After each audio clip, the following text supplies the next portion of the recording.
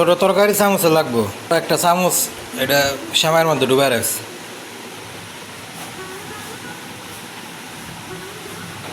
কিছু থাকলে জাতের জিনিস ওইদিন ভাত থাকে শর্ট, আমি এর আগেও খেলতেছি। মুড়ি করতে থাকবো, করতে মুড়ি। ওই যে এক মুড়ি আনছিল বাসের মুড়ি, এই মুড়ি আনো থাকবো। আজকে কি দিয়ে নিব? ভাত কম থাকলে অন্য সময় না কত ভাত ফালাই দেয়, ফ্রিজে না চার্জ দিলেও কয়েকদিনের বাইরে হয়ে যায়। এটা কইতেছে যে ডিম ভাজি দিলে ভাত থাকে আনলিমিটেড। আজকে একটু তরকারি দিছে, আজকে ভাত কম। এটাই অলরেডি অনেক। এটাও দেয় রেগুলার পোলাও চালের মতো জিনিস। এটা কি বিশ্বাস করার মতো যে পোলাও চাল কারো নষ্ট হয়? পোলাও নষ্ট হইতে পারে, কিন্তু পোলাও চাল কারো নষ্ট হয় এই ইতিহাস আমাদের বাসায় আছে একমাত্র। শুকনা মরিচ নষ্ট হইতেছে সিঁড়ির মধ্যে, ওই যে ফ্রিজের মধ্যে কাঁকরোল পোলাওয়ানের খেলনার মতো রয়েছে লাল, পটল সবজি এগুলো নষ্ট হয়। পোলাও চাল যে নষ্ট হইতে পারে এটা এগুলো ইতিহাসে বিরল।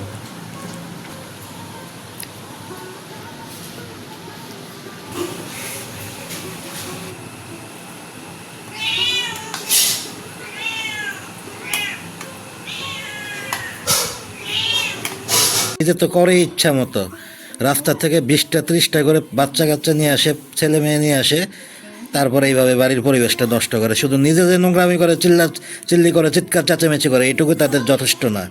যে প্রতিদিন ঢোলের মতো স্কুলে যায় ফুলে ফুলে, জীবনে দেখলাম না বাসায় আসার পরে পড়তে বসছে, জীবনে দেখলাম না পড়ালেখা নিয়ে কোনো শব্দ। 24টা ঘন্টা এরকম নোংরামি করবে বাড়ির ভিতরে, উল্টাপাল্টা কাজ করবে। নিজে তো করবে, বাচ্চাটাকে শুদ্ধ নষ্ট করছে, নিজের মতো বানাচ্ছে। স্কুলের নামে শুধু একমাত্র ওই যে বাইরে গিয়ে ঘোরাঘুরি উড়াউড়ি এগুলাই করে। স্কুলের সাথে কোনো কানেকশন তো নাই, জীবনে মানুষও করতে পারবে না সন্তান। কিন্তু বাড়িতে থাকা যে কজন মানুষ আছে এদেরকে জ্বালাইয়া হাড়গোড় পিতা বাদায় ফেলতেছে। এই খোদা 30টা দিন এইভাবে শুরু করে, ঘরের ভিতরে টেকা যায় না, সকালবেলা ঘুম ভাঙে কিচিরমিচিরে। নিজে যখন পারে না, এই যে বাচ্চাদেরকে উলাই দেয়, বাইরে থেকে 10-15টা করে নিয়ে আসে, বাগি নিয়ে আসে। আর ওর সাথে তো এইসব মহিলা, এইসব পোলাবানের যাতায়াত, এদের সাথে যাতায়াত, ও নিজের বাচ্চারা শুদ্ধ এইভাবে নষ্ট করতেছে। ছোট তরকারি চামচে লাগবো।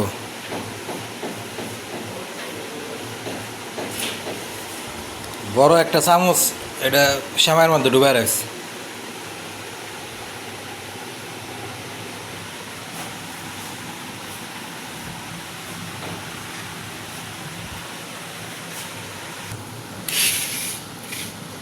ভালো কিছু থাকলে জাতের জিনিস ওইদিন ভাত থাকে শর্ট, আমি এর আগেও খেলতেছি। মুড়ি করতে থাকবো, করতে মুড়ি। ওই যে এক মুড়ি আনছিল বাসের মুড়ি, এই মুড়ি আনো থাকবো। খাওয়া আছে কিনা যাই না, এটা কি আর জাত আছে খাওয়ার মতো? আজকে কি দিয়ে নিব? ভাত কম থাকলে অন্য সময় না কত ভাত ফালাই দেয়, ফ্রিজে না চার্জ দিলেও কয়েকদিনের বাইরে হয়ে যায়। খুব বেশি লাগতো তা না, তারপরে একটু হইলে ভালো হইতো। হ্যাঁ, এ তো নিমই।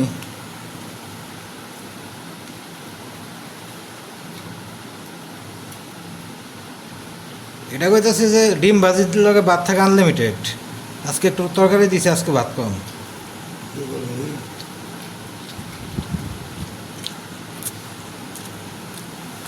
এটাই অলরেডি অনেক।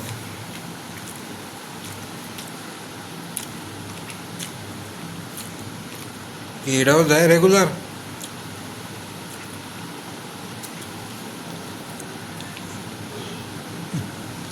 কাজ আছে।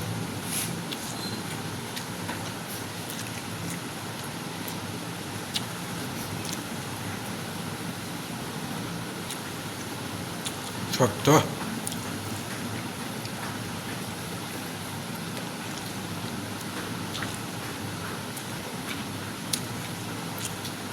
মাছের ঝোল আছে, নিতে পারেন। একদিন দিছে হয়তো বা নিজে খাইছে, গায়ের আবার খাওয়া দাম লাগে নাকি?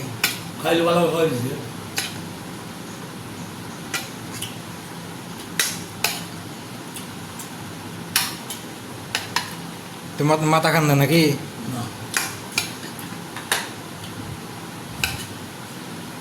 ভাত দরকার আছিল, ভাতই নেই আজকে।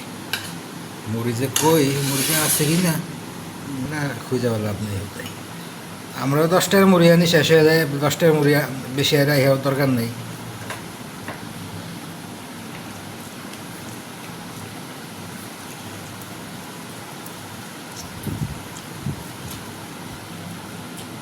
ভাত যে আবার আমাকে শর্ট করে, এটা তো মাথায় থাকে না। ভাত তো খালি বেশি হয় নষ্ট হয়, বেশি হয় নষ্ট হয়।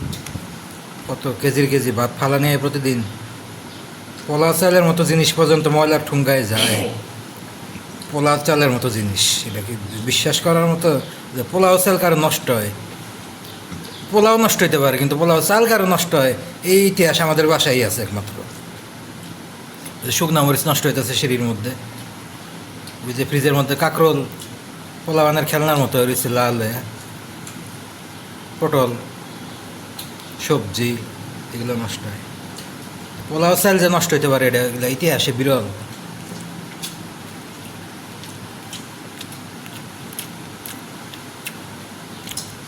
হয়তো রান্না করতো, ভিজাইয়া রাখতে রাখতে রাখতে রাখতে চাইলে পছন্দ হয়ে গেছে। কম ঠেলায় পোলাও চাল নষ্ট হয়। ওই যে হালিম কালকে রাতে বার করছে, ওইটা বার করে পরে কী করলো আল্লাহ জানে। 1 মাসের বেশি হয়ে যায় এই হালিম।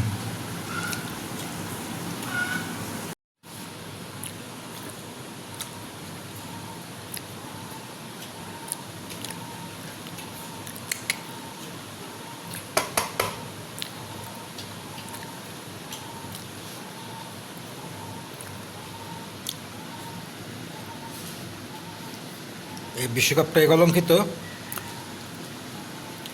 এটার মধ্যে অনেক সমস্যা থেকে গেল। আগের দিনে ওইগুলো হয়েছে, তখন এগুলো ওইভাবে ধরা পড়ে নাই। এত প্রযুক্তি, যেহেতু নিজেরা নিজেরা অনেক বেশি কথা বলে ফেলেছি, এটা স্পষ্ট বোঝা যাচ্ছে যে ওইটা ছিল দুপুরের লাঞ্চ। রাজমাতা তখন বাসায় ছিল না।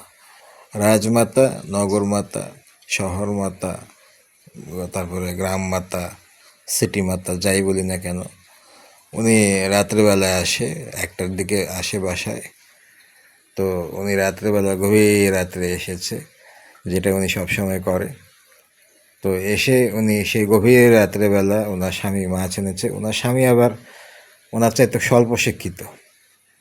বাংলাদেশের সর্বোচ্চ বিদ্যাপীঠ থেকে উনি ডিগ্রি নিয়েছে, উপরস্থ কর্মকর্তা।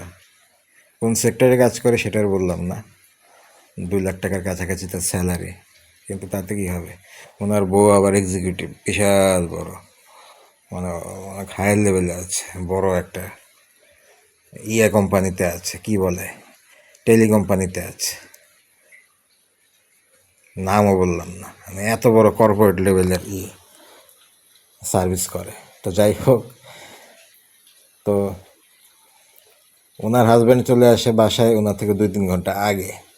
তো উনি বাসায় চলে এসেছে, তার প্রায় 2-3 ঘন্টা পরে রাত 1টা বাজে হেলতে হেলতে দুলতে দুলতে উনি বাসায় ঢুকে। মানে বিশাল, ওই যে জনগণের অধিকার রক্ষা করার জন্য, তারপরে সুবিধাবঞ্চিতদের পাশে দাঁড়ানোর জন্য চ্যারিটি ফাউন্ডেশন, পথশিশু দাতব্য সংস্থা, ওনার যে যত ধরনের অর্গানাইজেশন বা যতগুলো ফাউন্ডেশন যেগুলো যেগুলো আছে, যেগুলো উনি চালায়, সব শেষ করে রাত 1টাই বাজে ওনার আসতে আসতে।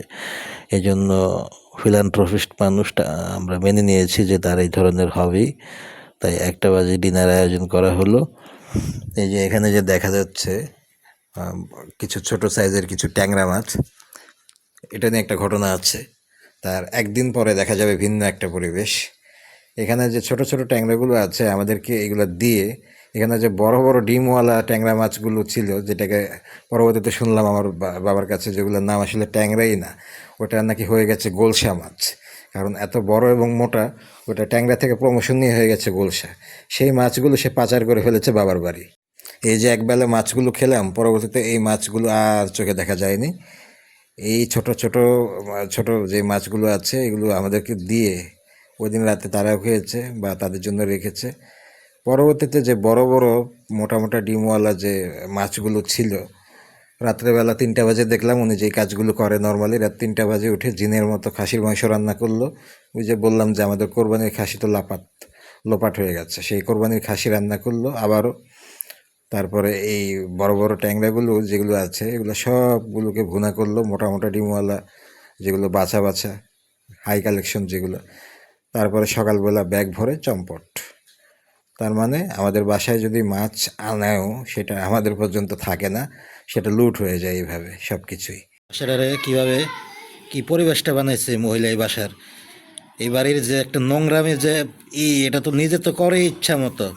রাস্তা থেকে 20টা 30টা করে বাচ্চা কাচ্চা নিয়ে আসে, ছেলে মেয়ে নিয়ে আসে, তারপরে এইভাবে বাড়ির পরিবেশটা নষ্ট করে। শুধু নিজে যে নোংরামি করে, চিল্লি করে, চিৎকার চেঁচামেচি করে, এইটুকু তাদের যথেষ্ট না। এইভাবে সকাল থেকে শুরু করে রাত 10টা 11টা পর্যন্ত চলতে থাকে এই মহিলার অত্যাচার। এগুলা চিল্লি চিৎকার চেঁচামেচি, মানে বাড়ি এগুলো হচ্ছে যেগুলো যেখানে থাকার উপযুক্ত, আপনি যদি তাদেরকে নিয়ে অন্য জায়গায় রাখেন তাহলে এরকম অবস্থা হয়।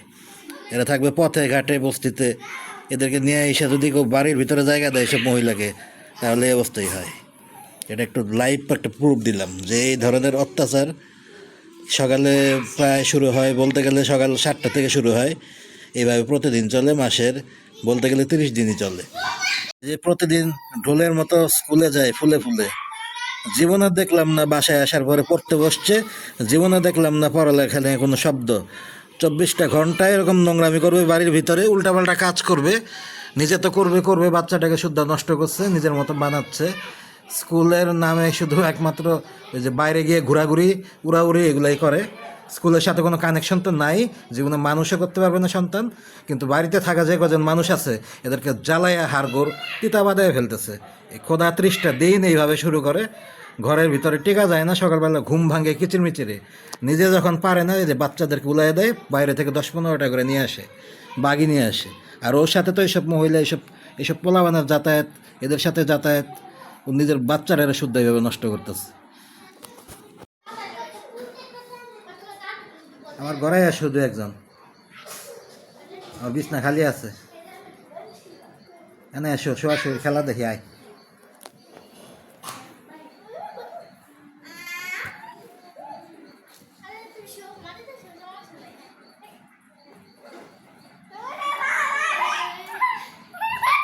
দেখ কি করি তারা। দেখেন দেখেন, আমি যে বলি কথাগুলো, যে কেন এগুলো বলি, মানুষের ডিস্টার্ব করার কত ধরনের ওয়ে আছে, ইচ্ছা করে এগুলারে আমার ঘরের কাছে পাঠায় প্রতিটা দিন। এইভাবে 30টা দিন চলে, খোদা জ্বালায় মেরে ফেলতেছে।